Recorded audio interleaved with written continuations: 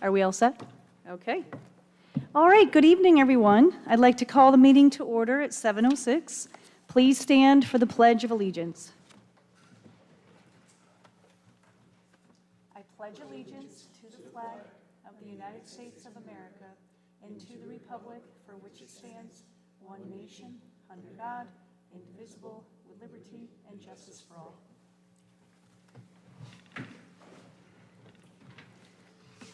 All right, good evening, everyone. I'd like to thank everyone for coming tonight. First, is there a motion to seal the executive session minutes from tonight? So moved. Second. All in favor? Aye. Any opposed? And we did vote to approve 12 homeschooling requests tonight. It's now time for open forum. Is there anyone that would like to speak? Come up and say your name, please.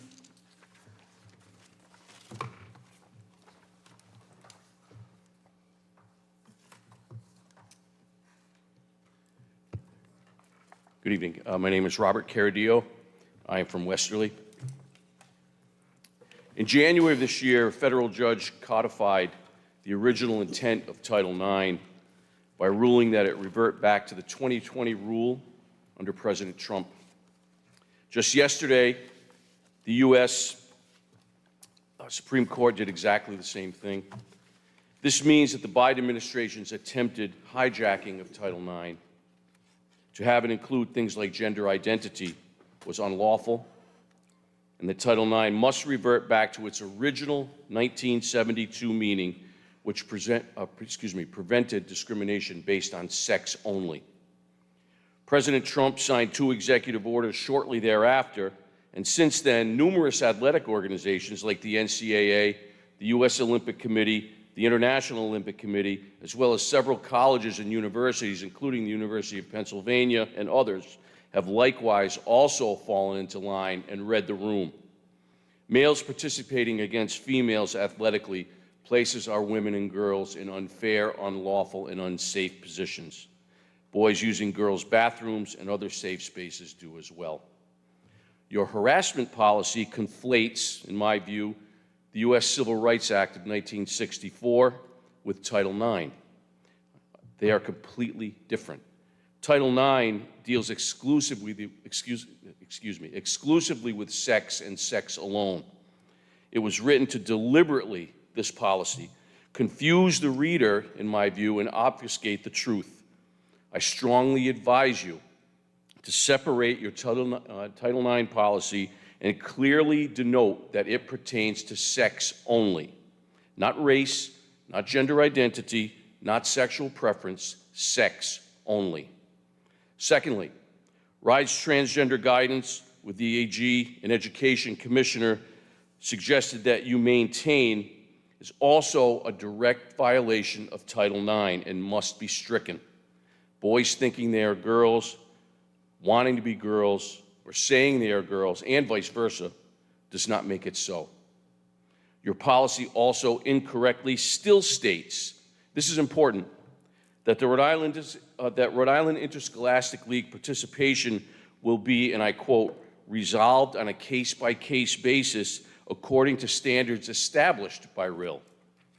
This is outdated, as the Rhode Island Interscholastic League and RIDE and our Attorney General, knowing these standards were wrong and wanting to protect themselves, in my view, kicked the can down the road to you guys, to building principals, and to districts.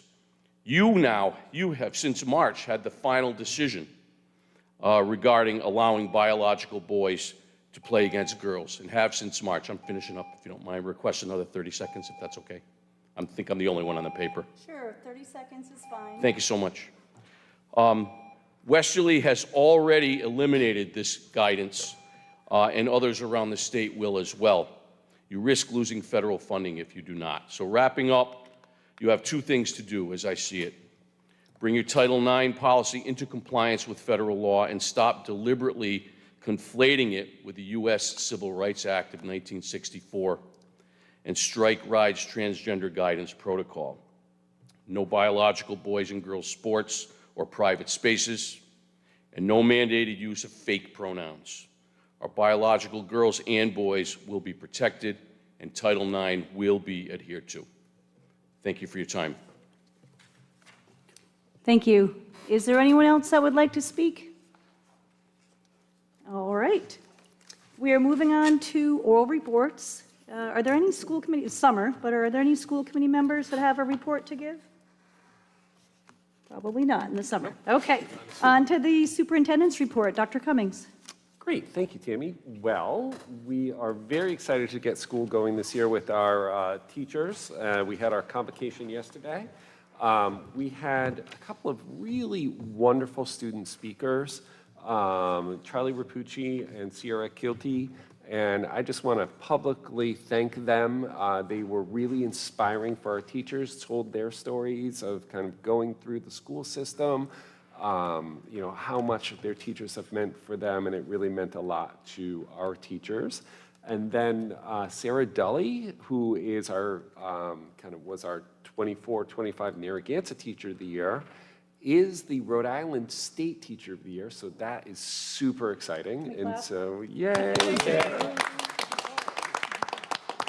So we're really excited about that for Sarah, and on September 16th, the governor, the education commissioner, and all sorts of folks are going to be coming to Narragansett High School to honor Sarah. So we're really excited about that as well. So that'll be a big event, really recognizing, you know, all the good things that are happening in Narragansett. And I think, you know, Sarah is an immensely talented teacher. And I think she would be the first one to tell you, you know, she does it as part of the team at Narragansett High School, and it's really an honor, not just for Sarah, but for the whole school and the whole district. So we're really excited about that. And then also at convocation, so Sarah gave a really touching and funny speech kind of talking about teaching, and I will get you a copy of the speech. She made lots of allusions to comparing parts of teaching to Rhode Island favorite foods. So sometimes you're having Adele's, and sometimes you're having an awful. And so it was really thoughtful and clever. And then finally, what we do is that we name our Employee of the Year and Teacher of the Year for this school year. And so our Teacher of the Year for 25-26 is Molly Hamill, our music teacher at Narragansett Elementary School. She's simply amazing, you know, works with every single student, boundless, endless enthusiasm, deep teaching expertise, you know, the whole package. And so really she represents all the good things that are happening at that school and across the district. She's amazing. And our Employee of the Year is none other than our favorite technology director, Julio. And again, got a standing ovation from the faculty for all the good work that he does, and making sure, and you know, Julio's the first one to say, if you don't notice what I'm doing, that means I'm doing it right. And you know, that could not be more true. You know, so again, it was a wonderful convocation. And one of the things that was really evident as we were getting the convocation was the amount of work that went into our buildings this summer. And so the phones are in, they are working, they are amazing. And so that was really a big project that, you know, again, we saved, you know, hundreds of thousands of dollars by doing that in-house. So that was really a big deal and a ton of work. The schools are clean. The infrastructure projects are done or close to done, will be done by Tuesday. The Pierce School looks great. They refurbished all the classrooms, redid some windows. The AC unit will be operational next week to do the gym at the elementary school. So lots of really meaningful projects, and we'll have Steve update you on that in our September meeting. So it's a busy time of year. We are excited. We've had great PD days, so many thanks to Gail, to Melissa, to our whole admin staff for we do 3 days of PD to open school.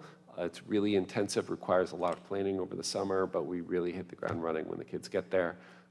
So we've just checked every schedule, gone over every detail, so we're excited to have the kids on Tuesday. It sounds great. Any questions from the school committee? No, it sounds fabulous. All right, and just echo everything that you said. A big thank you to everyone who worked and organized summer school and all the hard work to get the buildings ready, those kids' schedules, all the, I'm sure the buildings are all shiny and new and ready to go, and, just everyone that worked hard all summer to be ready for next week. And thank you again to you, Pete, for your leadership to really plan a meaningful kind of orientation in PD with all the people that helped you plan those sessions. So, all right, great job. And we've got the written school reports from the schools about, their excitement and their readiness to open as well. Okay, great. So we're going to move right on to the consent agenda. Is there a motion to accept the recommendation of the superintendent to approve consent agenda items CA1B, CA1D, CA2A, and CA2B? So moved. Second. Any discussion? All those in favor? Aye. Any opposed? Motion passes 5-0. On to the budget report. Karen? Good evening. As you know, this is the start of a new fiscal year. So the expenditures for the month ended July 31st total $1,537,909, and that's 4.15% of our budget. Not much yet. And then expenditures and encumbrances total $26,084,754, and that's 70.31% of our budget. Thank you. Any questions for Karen?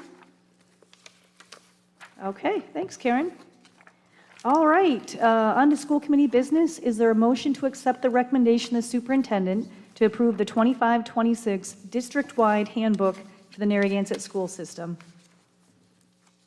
So moved. Second. Discussion? Pete, do you want to give us a little soundbite? I sure do, and I'm going to have Connor come up in case you have any specific questions. So over the last couple of years, we've moved from having each school having their own kind of separate handbook to a district-wide handbook with sections for each district.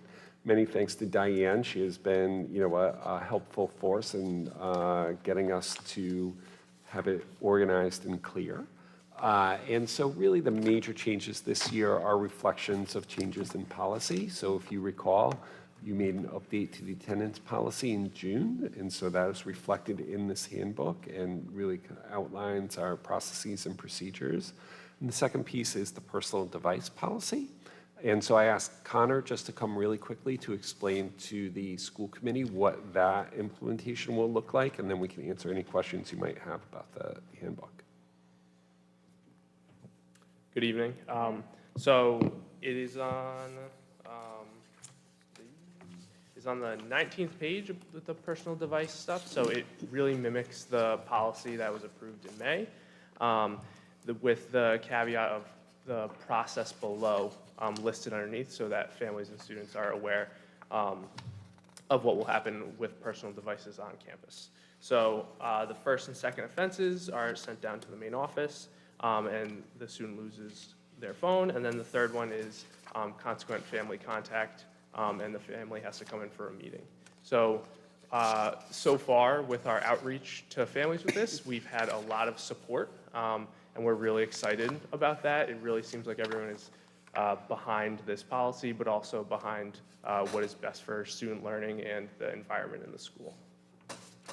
And so we've done some training at each school, some discussions with faculty around what the policy will look like, done a lot of brainstorming around what if, and part of the learning for us organizationally will be, again, we've taken an approach with faculty that we are in this together, that there will be things that we did not think of, that we're trying to make sure that we are planning for every possibility, but there will be things that emerge, and we're just, really working for consistency, right? So we're working for consistency of, one, everyone being respectful, right? And just respectfully enforcing this policy, and two, accountability. And so if we have students that are in a place where they are so addicted to their device that they can't reasonably give it up, then we have supports in place and parental contacts to kind of work through that problem, right? So that students can be attentive to learning, which is the overall intent of the policy.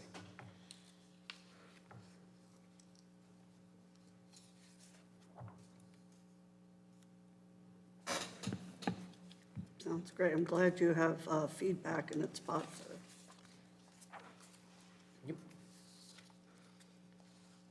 I just want to congratulate you because the handbook is improved every year.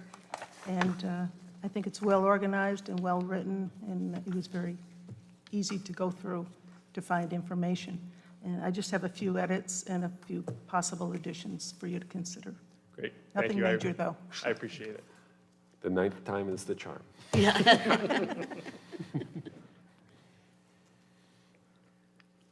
No, I think this is great. It's very succinct, it's very clear, and, you know, having everything in one place, as Diane said and Pete said, it's just great. It's super well organized. And then this is just going to be an electronic version for parents. Correct. I was gonna say, So you they don't do a copy sign this. off, Yeah. right? So we don't kind of print it out and send it home anymore, but we do kind of send the link home, and we do a sign off that parents are aware of what's in there, and so that they acknowledge that they have familiarized themselves with it. And then the changes to the handbook were sent earlier this evening to all the families in a letter from me. All right. Good. No, I think it's great, and you've got all the acknowledgements at the back and the sign off and everything. I think it's great. Very well done.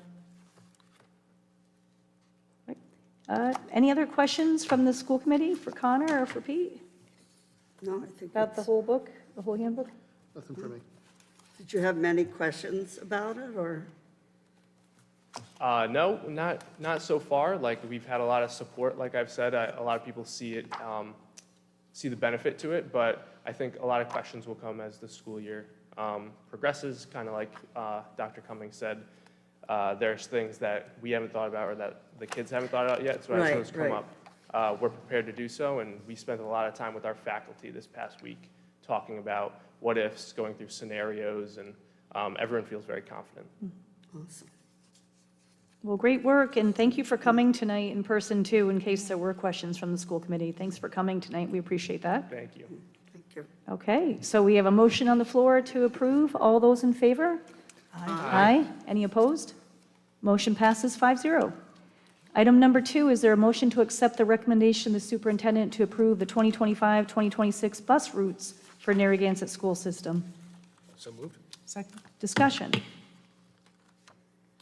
So just as a reminder to the committee, a few years ago, right, we went to 2 bus routes. And so our school start times are the elementary is separate than the middle school and the high school, right? And so, again, our school start time is slightly earlier this year, and the dismissal time is slightly later, so the bus times did adjust a little bit. I have written to parents several times now, just reminding them that the bus times are going to be a little bit different. We do anticipate, again, September in particular is challenging, particularly at dismissal, because there are often days where it's still beach weather, right? And so there can be holdups on Boston Neck and a few other areas, and we have lots of young drivers leaving the high school. And so sometimes dismissal, there is a bit of a backup. We do ask for everyone's patience as we go through that. We are in close contact with the Narragansett Police. They're going to have extra patrols out, not just due to security, and certainly our hearts go out to the victims of the shooting in Minneapolis, and we will have extra security in place, based on that, just to make sure everything is okay. We do have lots of practices and procedures in place and an SRO in every school. Part of the duties of those SROs is also around traffic and making sure everyone is safe, so they will be out kind of working with traffic as well at the end of the school day. All right, any questions about the bus routes? Yeah, actually, just a small one. Very happy to hear you've already been in talks with the police. Every year, we always seem to have a couple bus drivers have complaints about drivers not doing their due diligence, particularly kids getting off the bus, going around the bus, that kind of stuff. But we have a bus attendants, and, usually a couple weeks of the police being out there does get the public to be a little more aware. So happy to hear that's already being preemptively, dealt with. And could you, if it's not too much or too long, one more time, explain to parents at home why their kids are going a little earlier and staying a little later, that this is a good thing? Sure. Well, certainly over the last couple of years, there have been many requirements added by the Rhode Island Department of Education, right? And really been squeezing the amount of minutes that we have within our schools. We had one of the kind of shorter school days, in terms of instructional time. So as part of our contract negotiations last year with our teachers union, we were able to negotiate a slightly longer school day. And so that has enabled us to lengthen both instructional time and non-instructional time. So we were able to lengthen both our periods, but also, some of the non-instructional time where students can access help and do some other pieces. One of the benefits of this is that should we have an emergency closure day, we have applied to RIDE because we now have kind of more than the minimum required minutes. We have applied to RIDE, and that was granted, that if we have an emergency closure day, up to 4 days, students will not have to make up those days. Unfortunately, we can't preemptively kind of shorten our school year. That's not the way that the state regulations work, but we can apply to not have to make up an emergency closure. So, so we're gonna look at the extra time this year, see if it's being used effectively, and make any adjustments accordingly for next year should we need to. Perfect. Thank you, Peter. All right. Any other questions about bus routes? I do have one. So what is our target for the amount of time that a student would spend on the bus? Great question. So shorter is better, obviously, right? And so, we really don't want any student to be on the bus for a maximum of 45 minutes would be, really at the outside of what we want to have happen. And the majority of our routes are around 30 minutes. Okay. That's great. Thank you. Any other questions about the bus routes? All right. All those in favor? Just, Oh, sorry, sorry, Justin, no, hold on, go ahead. One more. Yep, no problem. Just to get a soundbite out there. We also own our own buses as a school district, which really has helped us over the years, particularly maintain staff and keep the shorter bus routes. So we're one of the few districts that still has complete control, thanks to town investment in this. And I think it's worth reminding parents early in the season, there's some benefits to that. So.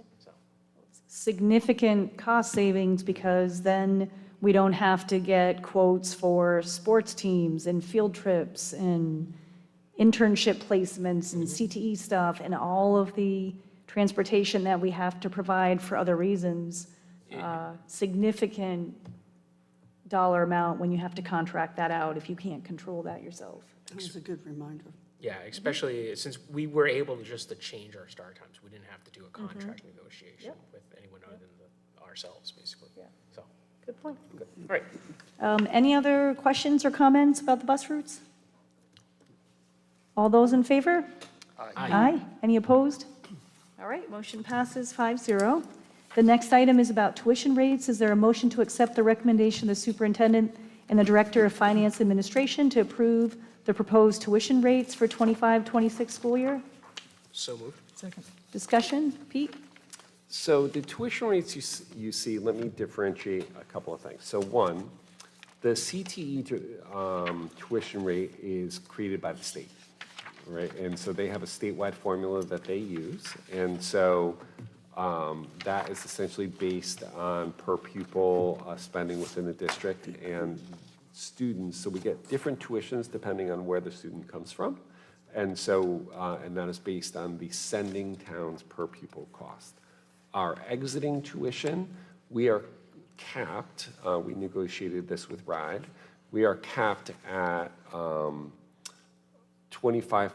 above the median of all the per pupil rates. So we don't pay, if a student leaves kind of our full per pupil, we pay, because we're a little higher, we do to having fewer students in the district.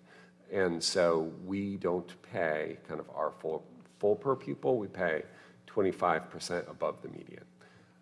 The calculation that Karen has here for people are there's two there. One is Jamestown, which is set by contract, right? And so that goes up a maximum of $750 a year, all right, for our Jamestown students coming to us.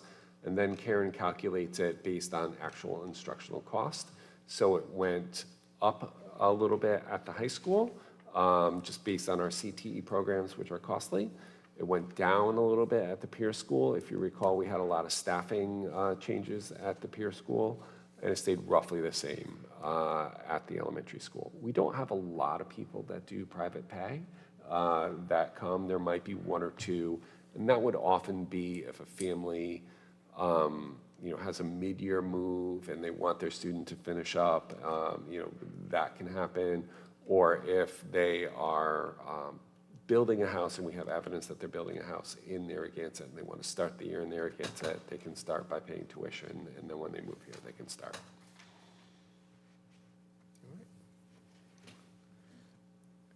Any questions for Pete or Karen about any of the tuition rates? That's pretty straightforward. Yeah, I think it's pretty straightforward. This is not, I think they're pretty fair. I think these are reasonable rates we've done it through the years. The state dictates a large chunk of it. Can we, I just want to, because I've heard this over the summer. We are not ripping people off, and people are not ripping our school system off from our tuition rates. This is a pretty fair system, would you say, Peter? Yeah, I think, Like, it doesn't- in terms of CTE, Yeah. is that what you're asking about? In terms of CTE. So in terms of CTE, we are well compensated for students that come to us. And so again, while it's based on the per pupil of the sending district, certainly for the students who come here, it covers the cost of them coming here. And also remember that we accept CTE students on a space available basis. And so these are classes that we would be running anyway for our own Narragansett students. We do not create classes simply for out-of-district students, right? So these are programs that are for and designed for Narragansett students. And then when we have space, we bring in students from out-of-district. So it does actually reduce costs for the district to bring students in, because we would be otherwise kind of responsible for the full bill, and the CTE tuition offsets some of that burden on the Narragansett budget. Yep. Thank you. That's exactly how it is, and I just wanted to reemphasize that to the community. Yeah, our CTE programs are fantastic. They are fantastic, yes. Love talking about them. Yes, our next agenda item is another enhancement to a program. So good segue, Dave. Any final questions about the tuition rates before we vote? All right, all those in favor? Aye. Aye. Any opposed? Motion passes 5-0. All right, another purchase for our CTE programs for our students. Is there a motion to accept the recommendation of the superintendent and the director of finance and administration to recommend the purchase of furnishings for CTE classrooms at the peer school and the high school from School Outfitters in the total amount of $36,999.04? So moved. Second. Discussion. So if you all recall, last spring, we accepted a grant from the Rhode Island Department of Education to, that was a supplemental CTE and equipment grant and furnishings grant. And so the money for these is coming from that grant from RIDE, but you all do still need to approve the purchase. And so these are going into all sorts of our CTE programs. So if you recall, we redid our computer lab at the high school. So it's going into there. It's going into some of our sports and medical sciences CTE program, which are both fairly new programs, and we continue to expand them. Thank you for saying it was coming from the grant, so that's clear. Yeah. We'll get fully reimbursed for this, which is awesome. And love those whiteboard tables. Those are so cool. They are really groovy. Really Kids neat. love those. I bet they do. Yep, so this is great. So more of a formality. We will vote to approve the actual purchase. And then once the items are received and the bill gets paid, then we'll get reimbursement from RIDE for what we paid. Like that. Sounds great. Okay. Can't beat that. Any other questions before we vote? All those in favor? Aye. Aye. Any opposed? Motion passes 5-0. So we have one more voting item tonight. Is there a motion to accept the recommendation of the superintendent to approve the 2025 through 2028 contract for the Director of Student Services? So moved. Second? Discussion? All those in favor? Aye. Aye. Any opposed? Motion passes 5-0. I just want to make a comment now that it's voted on and approved. We're just very, very excited and very pleased with this contract, with the person that is doing all this work. We value you. We appreciate your leadership, your vision, always putting students first with every decision that you make, the support for students, the support for teachers and staff and for families, and your vision through budget season, and just, everything is all centered around putting students first. And we really appreciate all of your hard work. And now that we've done some restructuring and had our Assistant Director of Student Services move on, and we have made the decision not to fill that position, that is an added workload for you that we appreciate and value. And we appreciate that you're willing to take that on, and we're happy to support a 3-year contract to continue your work because we really value you and we really appreciate you. All right. Okay. That is it for tonight. Are there any communications that anyone wants to mention? Okay, so we are back on track for September for the third Wednesday, September 17th at 7 o'clock. Is there a motion to adjourn at 7:38? So moved. Second? All in favor? Aye. Have a good evening.